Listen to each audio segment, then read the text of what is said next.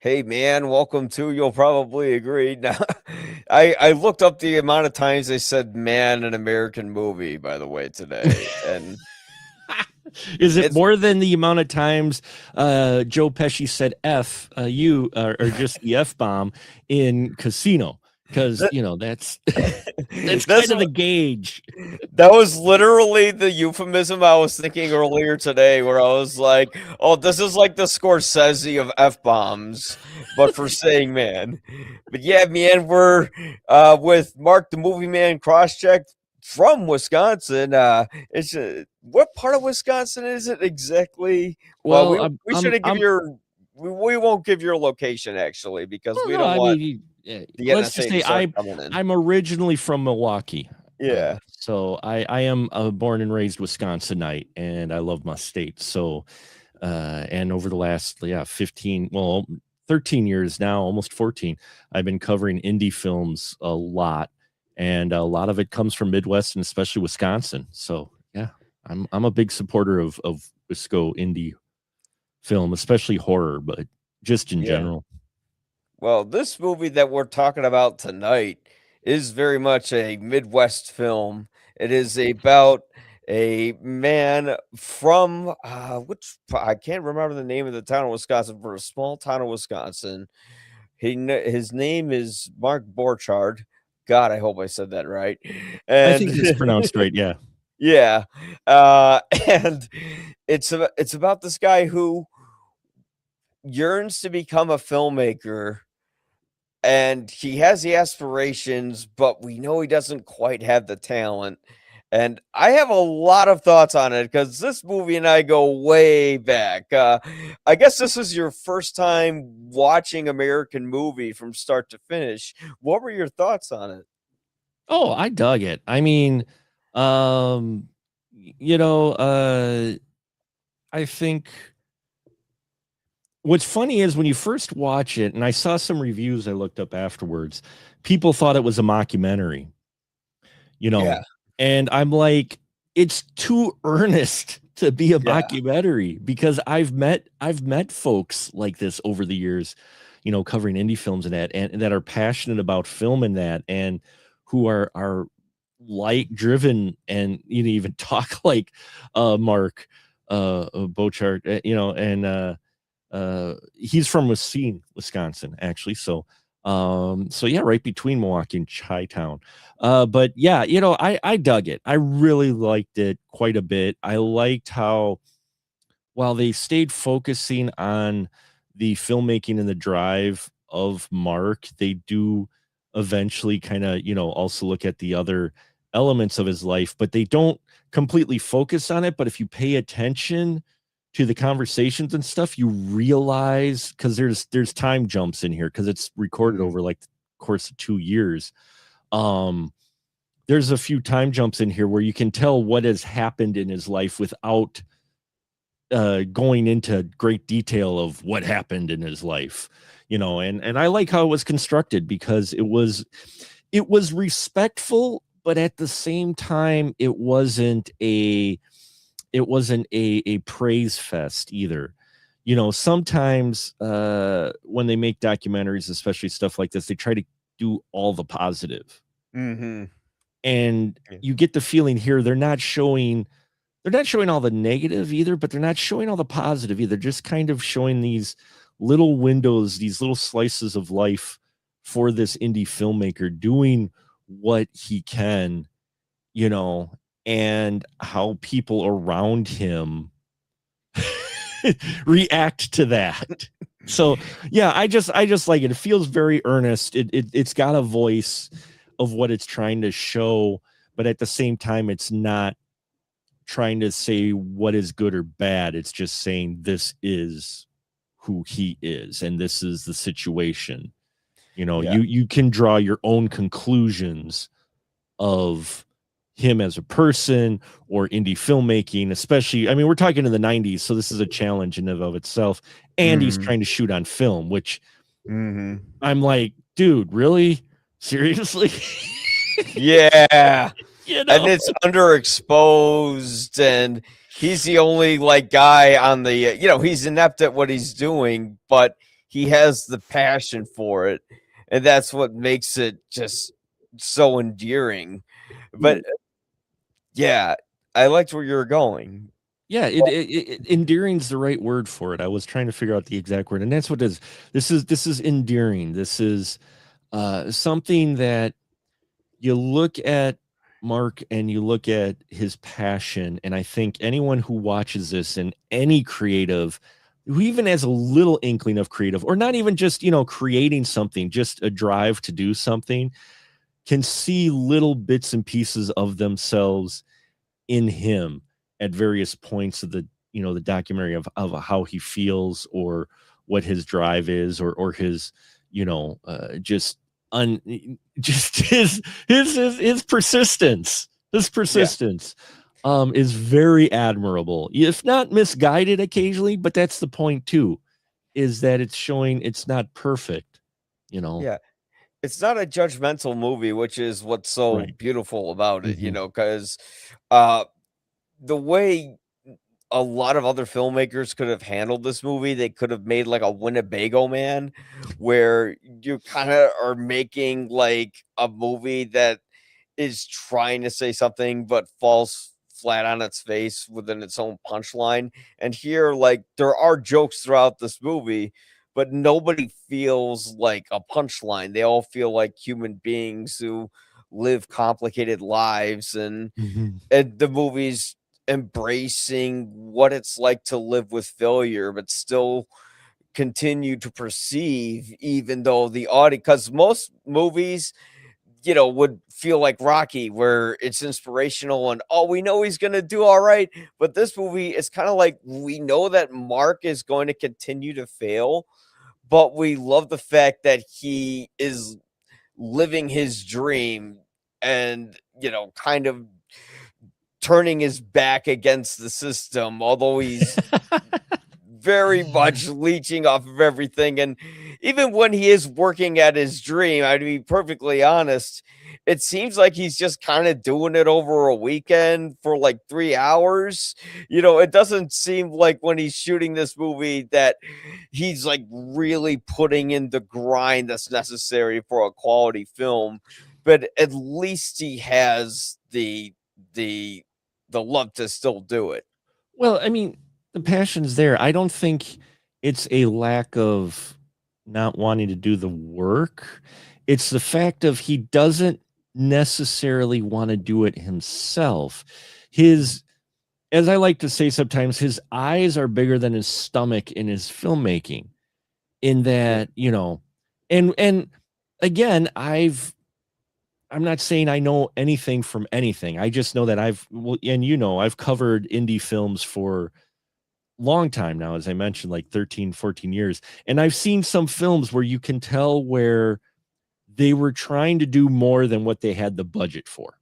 Mhm. And but there's passion there. You can't be critical of their passion of wanting to like shoot for the fences. That's great. But you also have to kind of be realistic. And that's the one thing that is interesting about Mark's drive throughout this whole thing is he moves the goalposts. But he's still not exactly living in a reality to where, hey, you've got to work with this for quite Mhm. some time. Eventually, he kind of comes around, and that's Yeah. near the end. And if you're looking for any arc in this story, there's that. Yeah. There's he starts off with just this huge plan of wanting to make Northwestern, Mhm. and then realizing he's just not, after like a year of work and getting people back and forth, he's not going to do it. So he decides to finish his short film, which, by the way, I love the footage of the one the drive-in theater. I used to go to that drive-in theater, the 41, that's in his footage of Coven that they Mm. show, where he's Yeah. getting the car smashed. That Yeah. drive-in was still functional when I was a kid, Yeah. and I used to go there. So the minute I saw a shot in his film, in his raw footage of Coven, I'm like, I've been there. It's pronounced Coven, but no. Coven, excuse me, Coven, Yeah. Coven. But It's funny. I actually I didn't realize this until I watched the movie today. And by the way, great point you made, because the thing is that although I don't mean to say that he doesn't want to put in like the work of the hours, because like he was falling asleep in the editing room while cutting the movie. Right. It's a lot of work to physically splice film. I've done it. It's very, very cumbersome, especially if you're syncing it to sound too. Right. um but like I feel like he doesn't quite have the eye to make the movies that he wants to make. But at the same time, I like movies that are bad like this, because I watched Coven Mhm. afterwards. See, now and when I watched it, I'm like, yeah, this is bad, but this is more memorable than most short films I see, because you can watch like a mediocre film, and a mediocre film, you'll just forget about it. You can watch like any Gerard Butler movie and you won't remember one from the other. But you can watch something like Coven and you'll be like, "Oh, that weird movie where the dude slammed another guy's head through the thing, and we don't know why he got like, and there was just blood everywhere." Like, yeah, yeah, that weird dude who made that. Yeah, I remember that. Those movies stand out more. They have more of a cinematic staple and an auteurism to them than most of the generic crap that we have today. But it's still not great, but at least there's a vision there and there's a respectability to it. Well, it's his first film, and that's the Yeah. other thing that he, isn't taking. Again, his eyes are bigger than his stomach. He's looking beyond what he's doing already. He wants to complete this, to at least complete a project, of Yeah. some kind, to get it under his belt. He was just hoping that it wouldn't just be all him. So Yeah. it's not so much the fact of not wanting to put the grind. It's just that he had a vision Yeah. of him actually having a full production crew, not realizing, yeah, that's not how that works. No matter how, if you got a limited budget, especially, that you get who you can when you can, and he still rolls with it. He's still determined to make it. And that's what I like. But yeah, it's his first film, and overall, for a first film, especially him shooting it on 16 millimeter, I think it is, or whatever, or 8 millimeter. Yeah, it would be yeah, he used a Bolex. I actually own a Bolex. Yeah, So yeah. I've So it got was one. I've got 16 millimeter. Yeah. 16 millimeter. Yeah. So, Yeah. he's shooting it on film, which is tough as it is, especially in the late 90s when he's doing this. And he's putting something together. He's still putting the work in, and Yeah. for what it is, for what he had, it's not bad. I've seen people Yeah. with bigger budgets, with better equipment, make a lesser product than Mhm. what he makes. And I think Yeah. it's the earnest behind it, because he's so dedicated to it. Yeah. And I'm not saying the others aren't dedicated to it, but just the fact of it is so pieced together and hodpodge, just so rough that it does make it kind of charming in a way, to where Yeah. you're like, yeah, it's not going to win any awards, but I'd watch it again, Yeah. I'd Yeah. throw it on again sometime. It's like a grindhouse style where it's not like overly conscious that it's doing it. It's not like, hey, remember this? Oh, we'll film it in digital and make it like all grimy and add music. Like that's none of that bullshit.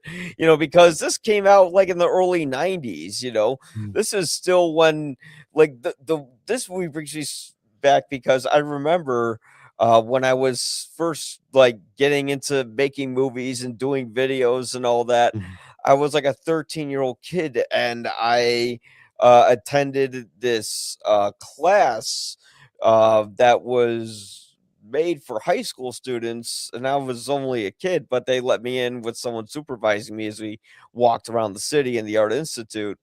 And I remember in that class, we watched American Movie. And yeah, I probably was too young to understand that movie back then. But the older I got and the more I saw it, I was like, wow. But the more I respect it, and it's kind of become like a cult movie, because you root for this character, although he's not the typical character you'd want to root for. You know, he's an alcoholic. He can't pay for child support.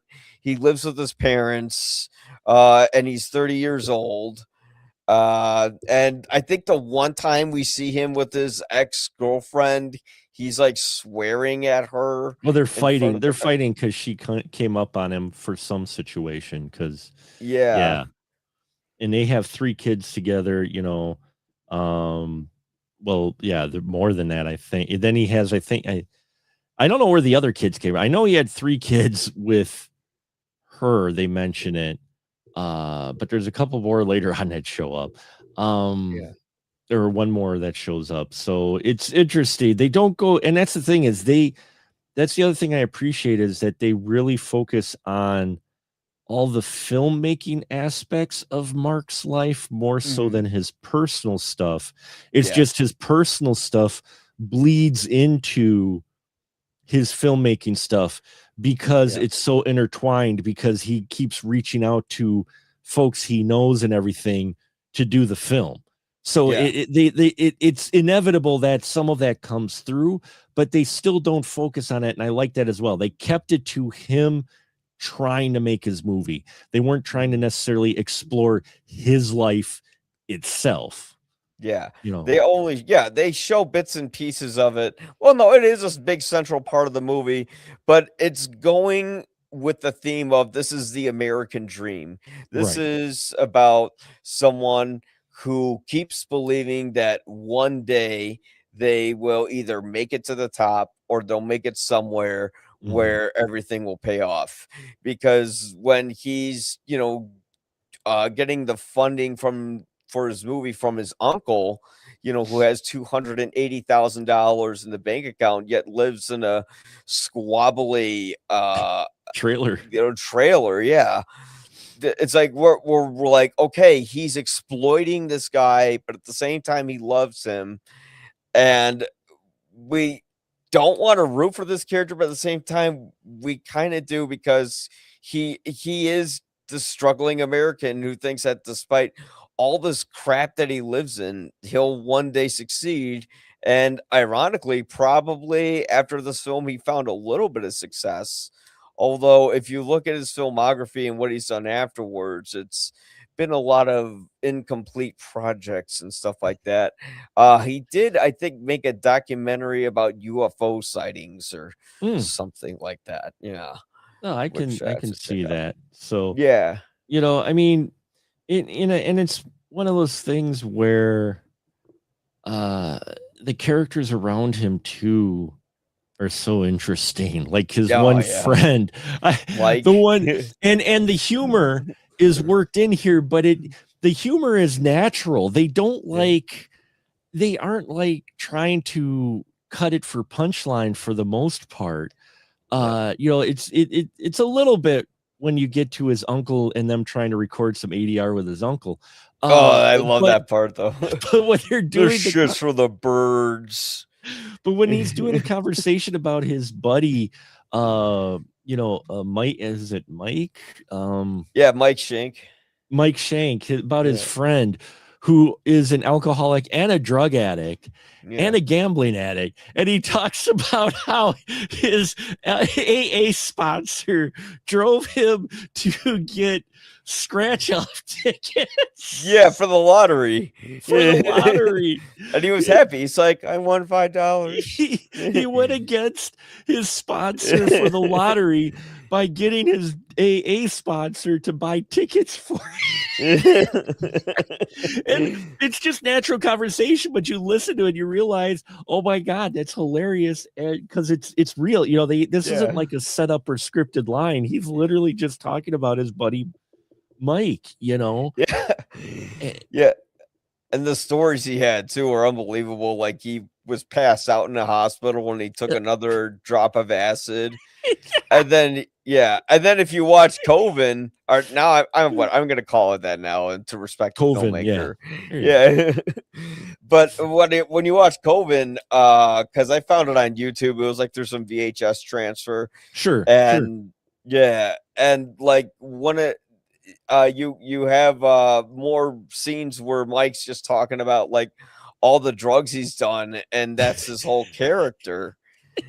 So like even in that movie, he's just that character, but he's also the sweetest person in the movie. There's something very lovable about Oh him. yeah. He's kind of like a fucked up teddy bear. You know, He's we a like him fucked very up much. teddy bear. Yeah, that's exactly the thought I had, is that he's just Yeah. this fucked up teddy bear. And then yeah, then his other friends too aren't exactly the greatest, but they stick with him. He keeps getting the one actor to come back over the course of like 3 years, the Yeah. stage actor to perform, an Yeah. older gentleman. I forgot which person it was, but he was like, just like, yeah, we've been doing this for 3 years now. Yeah. And it's the same like well, and it was a 36-minute movie shot on film, so that does take a It's a bit. 36 Yeah. minute. Yeah, I was gonna say, I mean, It was that's just it's hard to shoot on film, especially then, but yeah.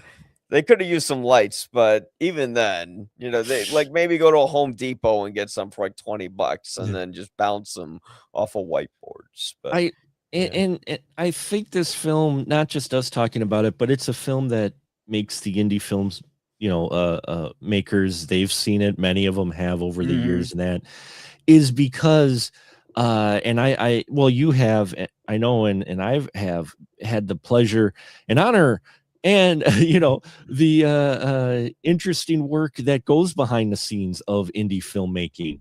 Mhm. And he runs into all of those challenges that indie filmmakers run into, not Mhm. necessarily that shooting on film, but still that they run to, trying to find extras and trying to get a Mhm. schedule together to shoot people on a specific day when you need certain shots, and then Mhm. trying to get other people to be in the shot, in your role for you when someone Yeah, and they bails don't on show up. you, and Oh, they I've don't had that happen all the time where they don't show up. Yeah. they don't show up on the shoot. And then you're like, well, what do I, what are you going to do? He runs into all that. Or I Yeah. loved when he was recording audio for his tracks, and Yeah. he's trying to record the glass shattering, and all of a sudden a plane's coming over, and he's like, what the fuck's that? he like covers his mic. He's like, where's it coming from? And I'm like, yup, I've seen audio guys do that, um Especially when they ruin a take because you got a beautiful take and then plane. Yeah. car, plane, Yeah. yeah. Mhm. Your voices outside, you're like, yeah, crap. Yeah. uh Yeah, most beautiful scene. Take out the fucking garbage in the background or something. God, yeah. So I mean, I think if anything, that's what appealed to me while watching this full thing, was the fact of I've been on a couple of sets for a couple of shorts, had that privilege and learned just a lot of the behind the scenes stuff, but also talking to filmmakers and such, indie filmmakers. Nearly everything that Mark runs into is something one of them at some point has run into at least a Mhm. couple of times, Yeah. so that's where it felt earnest, is that, yeah, if you really want to see what it's like for someone to try to put together an indie film, even a short, Yeah. you know this is a primer right here. This will give you a prime example of that, because like them trying to shoot like they're trying to shoot the scene where he puts the guy's head through the cabinet door. Yeah, no, And did they have to reshoot it? They didn't. He was like, that's the first thing I hoped, is that they didn't have to reshoot it. And then that's the ending of the film in the real movie. And I'm like, wait a minute. So the ending of the film, they just showed me early on in this movie. Okay. But but yeah. yeah, it's that was hilarious. I know, Watching. and he kind of looked like that actor. The funniest thing is he kind of looked like an actor you would see in like a 1980s, 90s dad like sitcom. Like, oh, hi there, kids, how you doing? And just imagine that guy's head just getting fucking shoved uh, through a cabinet and then just bleeding profusely. What I found interesting too is them trying to put together the film for his premiere, his showing, Yeah. you know. And what's interesting is there's parts of this film where Mark's talking about his plans, and Yeah. everyone and the filmmakers who are shooting this just let it sit. But anyone in the audience is paying attention, going, "Yeah, that's not gonna work for you, dude." When he's talking about, Yeah. "Oh yeah, we only got to sell 3,000 units of COVID at Yeah. $14.99 a piece," and I'm like sitting here going, even in the '90s, Yeah. you're not going to get 3,000 people to buy a short film on, digital disc or whatever for $14.99. That's just, you're not gonna make your Yeah. money, dude. They weren't gonna Um, make, yeah, I wonder, because I'm like, that movie was very successful, but I don't know if it was successful enough where they could sell 3,000 VHS tapes, because back then, VHS, that's how you would get your movies. oh yeah. It I mean, you'd wasn't, still, even yeah, in the mid '90s, I mean, even though with the rise of DVD, you yeah, still had VHS being your main bread and butter as far as being distributed in that. yeah. Um, This is 99 this came out, so, oh this man, came out in yeah, '99, but he filmed it over the course of like, the '95 to yeah, but, '97 is when they ah, shot it. Um, but yeah, him thinking that, unless it was a DVD and he had extras or something, but DVD authoring was expensive back then. So yeah, yeah, it was shorts. It would have been on VHS, would have been the more efficient way.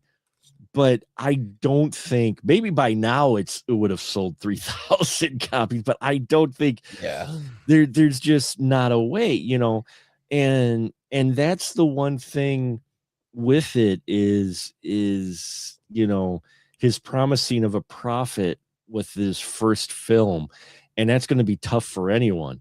I mean, there's lots of stories out there and examples of folks who tried to do Indiegogo and GoFundMe and all of those mm, types of different types of fundraising programs. yeah, And in order to do those successfully, you almost need someone dedicated just to do that, because that's the mhm, grind. Getting that mhm, money is the grind, mhm, you know, and you see that a bit here.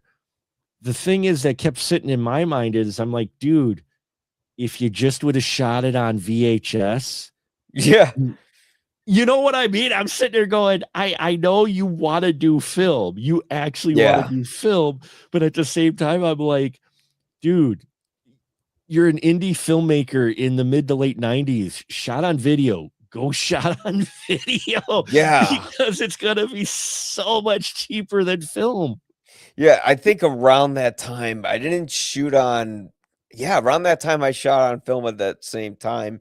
It Mhm. doesn't cost too much, although I think at one point he had like a super 16 millimeter Yeah, camera. And I'm just like, wait a minute. He did one shot on a Bolex, which is 16 millimeter.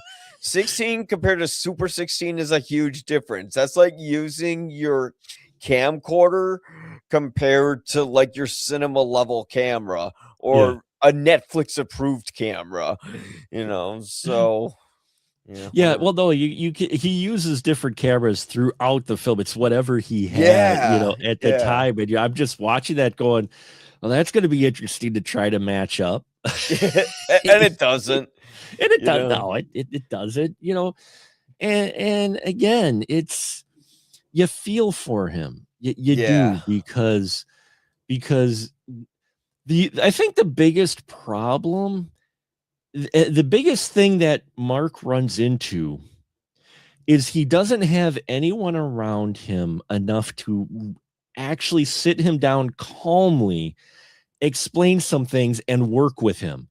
This Yeah. is his project, but everybody's kind of doing it because they like Mark, not necessarily that they want to do it. Yeah. Not that they, no one around him seems to have actual interest in the film itself and what he's trying to make, so much as an interest in him and helping him out with his dream and his project, but Yeah. not necessarily believing in the project himself. And there's a difference, and he needed someone to rein him in. and he Yeah. doesn't get that throughout the entire film. Now, would he listen to that person? It depends on how they present the argument to him, Yeah. you know. Yeah, he And never really got that wake up call. I think the closest he got to that was like his dad, who wouldn't give him money right. for his movie, you know. And Mhm. like we do have that scene where I think the Packers win the Super Bowl, and then what should be a moment of celebration, it turns out Mark's had too much to drink again, and then he's like saying some shit to his dad, like, "Yeah, you're ridiculous 9 to 5 life, and I'm not gonna live that." Mhm. And it's just like, yeah, dude. But the thing is, after this movie's cult status, maybe he did well. I'm gonna guess he did. They did say that he did get Bill's $280,000, Well, but he got 50,000 of it. Bill oh, eesh. at the end of it, Bill left. They say in a Chiron, excuse me, at the end, the screen, it says Bill unfortunately passes away just near the end of the movie. Yeah. And he did leave him $50,000 to try to finish Northwestern.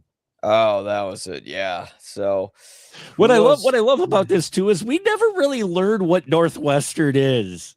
And it never got finished. And it never got Like, finished. We never really learned what that movie was. We know COVID, but yeah. we never really learned about what Northwestern is. They don't really go over that. Just that he couldn't finish the film that he wanted to make, and it's like, Yeah, and the funniest thing is that like they try to explain the difference in the movie at one point. They're like, "Well, COVID is much more blood and gore, where yeah, Northwestern is much more personal." But then I watched Coven, whatever, yeah, tomato afterwards, and the movie is about a guy who's an alcoholic whose AA members end up trying to kill him because it turns out that, yeah, Alcoholics Anonymous are a bunch of demons. So it's like, and it's starring Mark himself. So yes, it's like, I think this is pretty personal.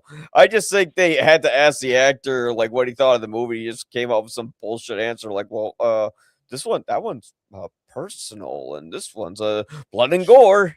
Okay, thanks, guys. well, so it's funny to see the difference between it, you know.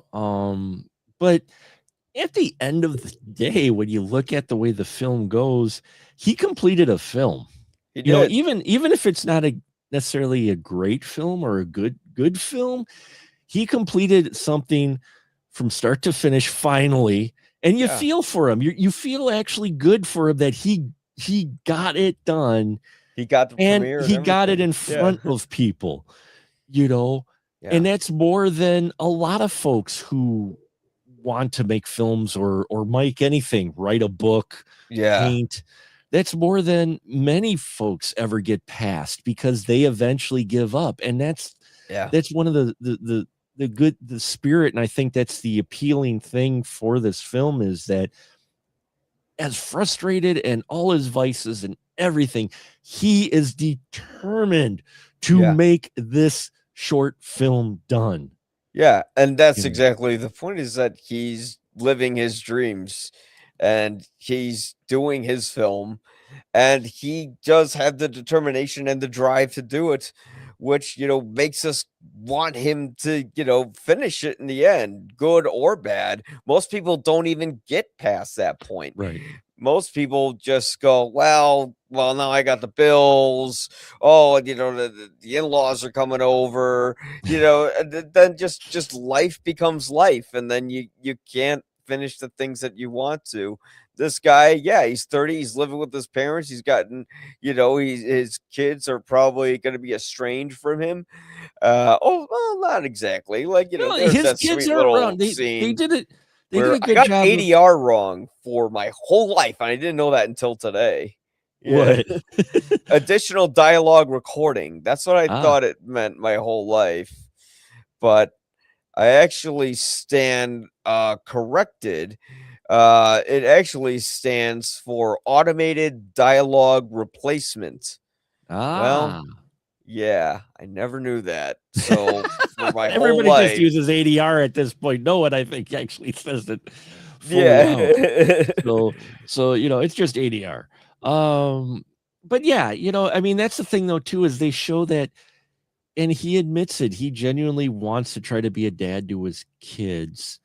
Yeah. We see him around his kids, and for the most part, the kids seem welcoming to him. They aren't rejecting him or anything. They seem to be having Yeah. fun with dad and understanding, even when Yeah. they're in the edit bay and he's got them with their, he's trying to do the film and spend time with them. And while you're like, dude, I know your attention's split and all, but the kids are rolling with it, Yeah.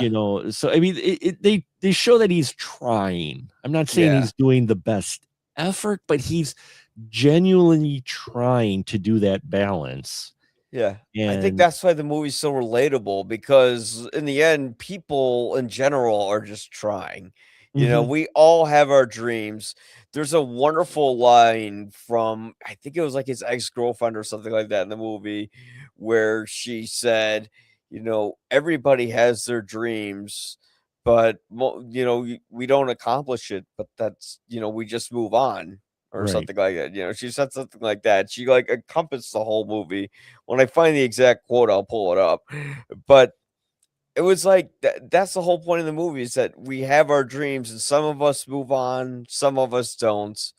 And for those who don't, though, I know lots of people who are indie artists who, are working the art life, Mhm, and God bless them for it, because they're doing what they're passionate about, even if they know it's not going to be a mega success. mhm. At least they're doing something, you know. Well, one of the advantages of today versus when this is happening is that you have maybe a better chance of being a bit more successful in your niche than back in the 90s, because we see it already with influencers and social media and that and YouTube and such, where Yeah. folks don't have maybe a huge following, like they're really famous, but at the same time they have a following because what Hmm. they're making is appealing to someone. And sometimes they do get breakout. Sometimes Yeah.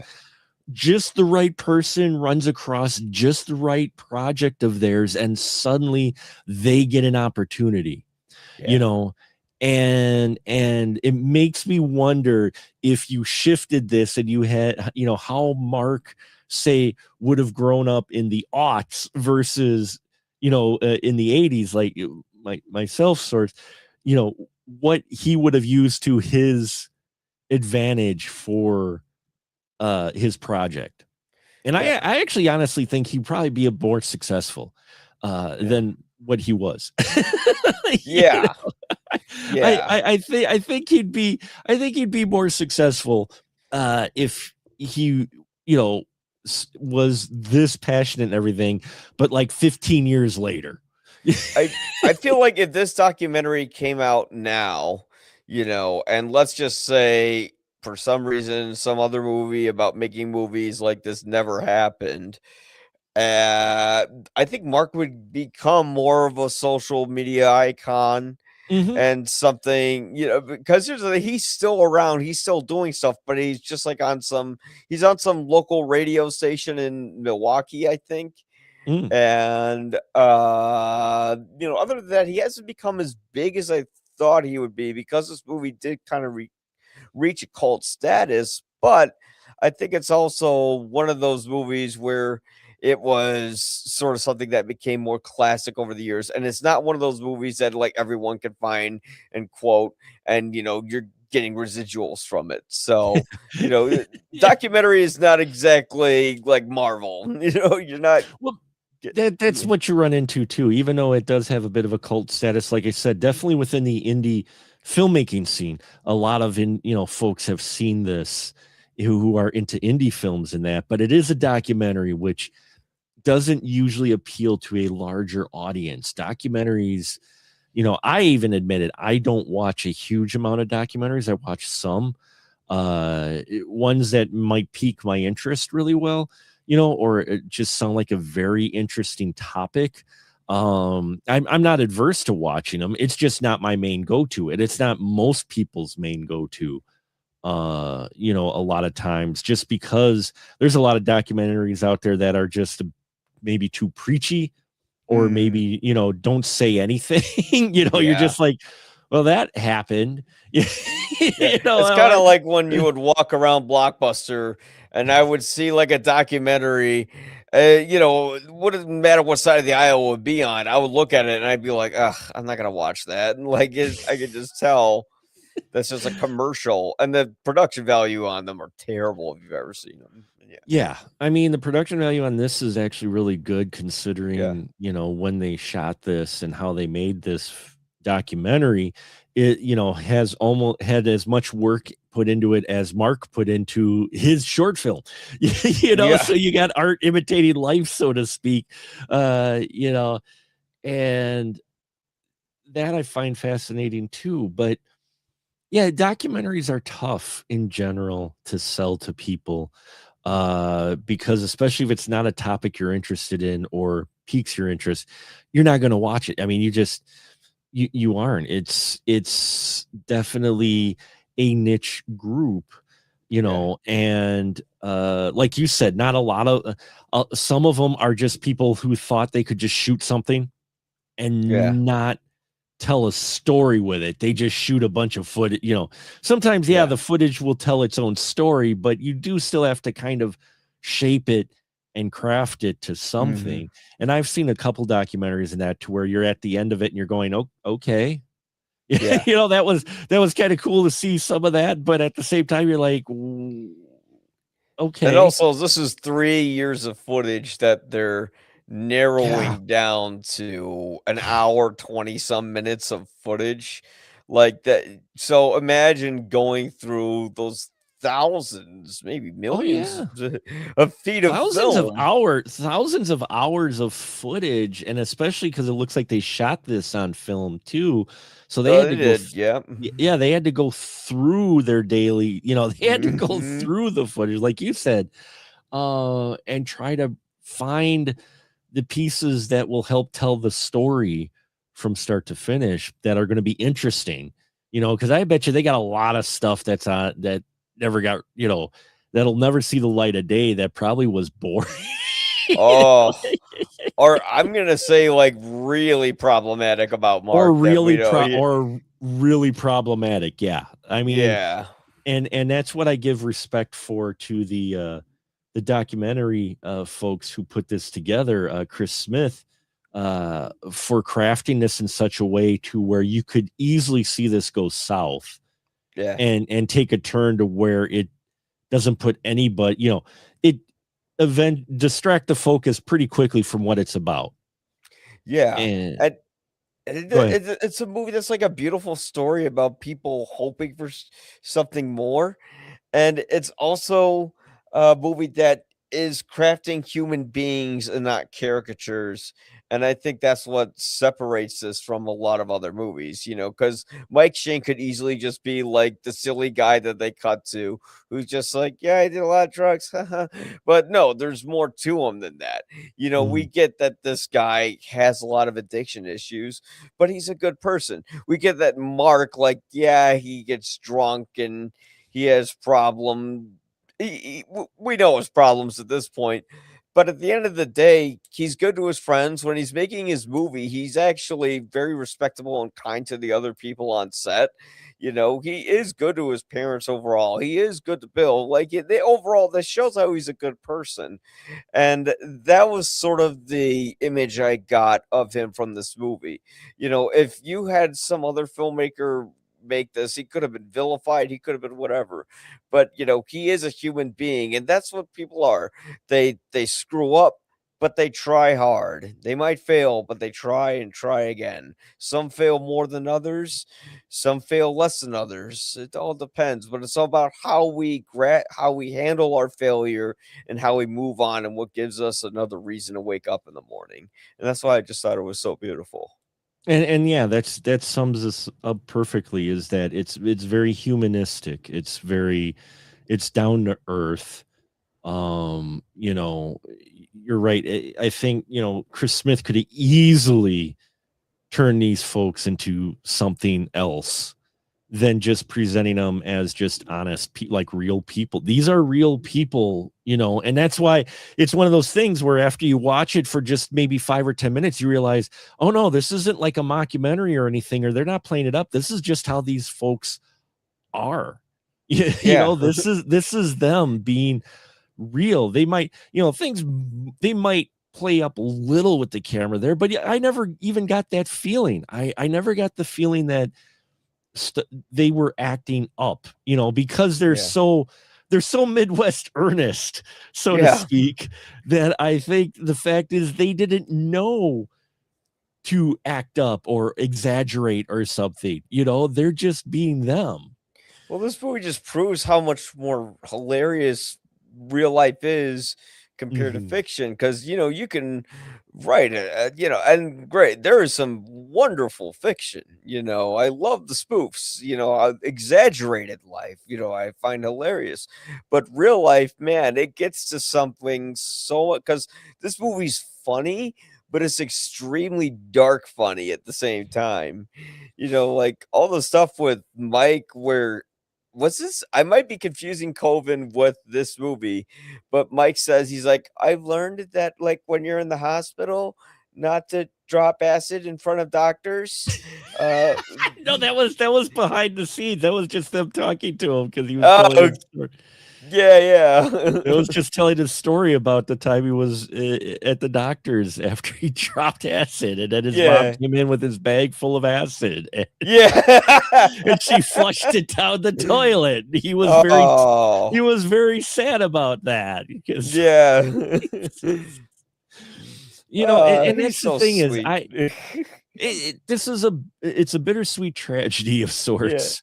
Not complete because Mark does complete his short film. yeah, Uh, works and all, it does get completed, and you get this feeling like he is kind of satisfied how it turned out, but not exactly. But at the same time, he's definitely got a mixed bag of emotions towards Coven, yeah, to where at one point he just wants to get it finished. He just yeah. he's done. He wants to get it finished. He loves the project he wants, but he needs it out of his life, Yeah. basically.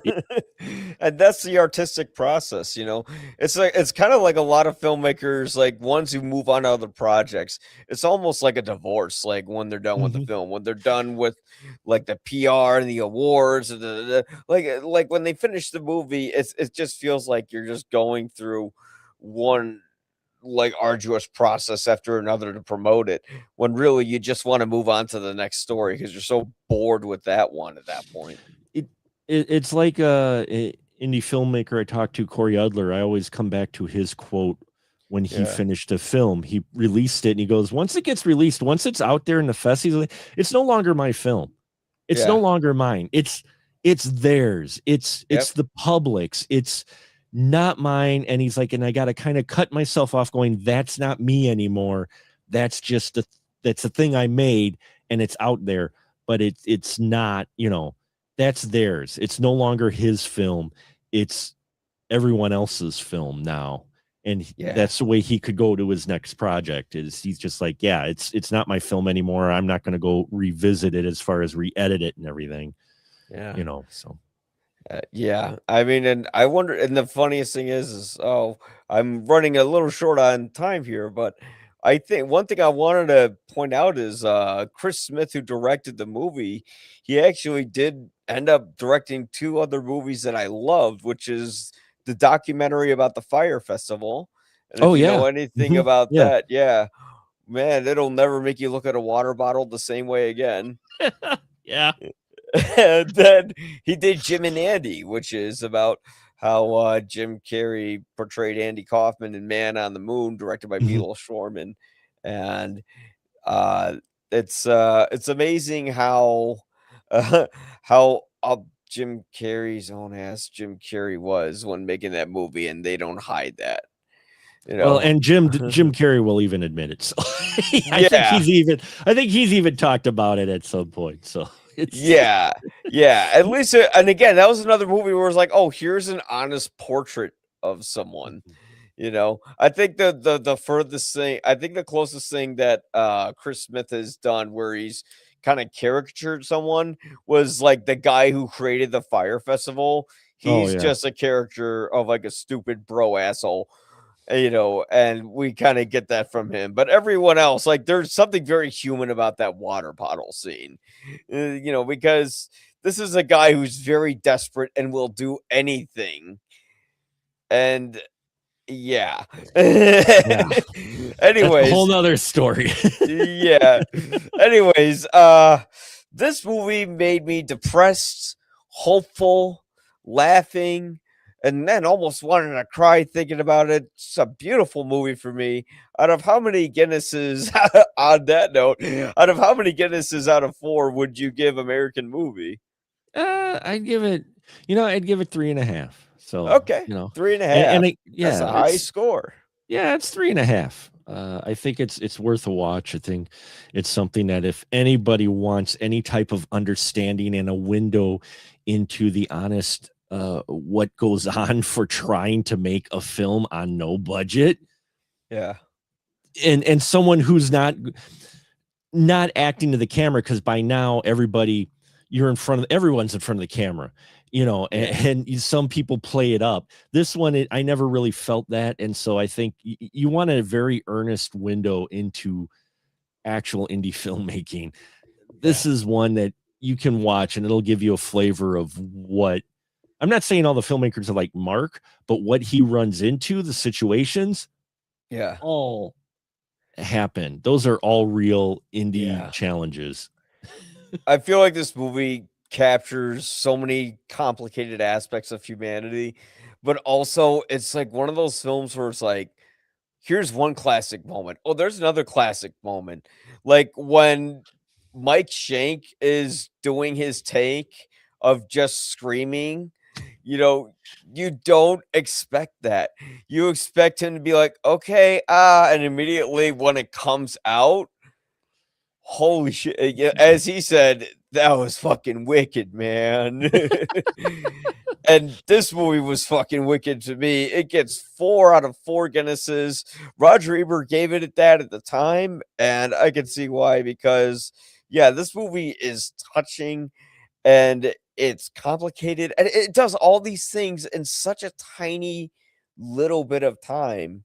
Where I haven't seen many documentaries as authentic as that, and I miss documentaries that were filmed on film. Now that everything's on digital, I just feel like I'm watching surveillance footage all the time. That's true. That's true. Yeah. It does have that great look. So, uh, Yeah, but Mark, thank you so much for coming on. If you liked his stuff, you could go to specialmarkproductions.com, and all his stuff is .com, right? I didn't screw it up. yeah. All Yep. No, it's right. Yeah, it's .com. Yeah, everything's right. there. All the Yeah, links and stuff is there for what I work on. You can follow the links there to my YouTube, my TikTok, all of this stuff there. yeah. So absolutely. And if you liked what you listened to today, go check out YPA reviews. All the links are on my stuff as well. Thank you guys so much. Hey, if you have passion to go make a movie, nothing's holding you back, even Miller Lite. All right, until then, have a great time, folks.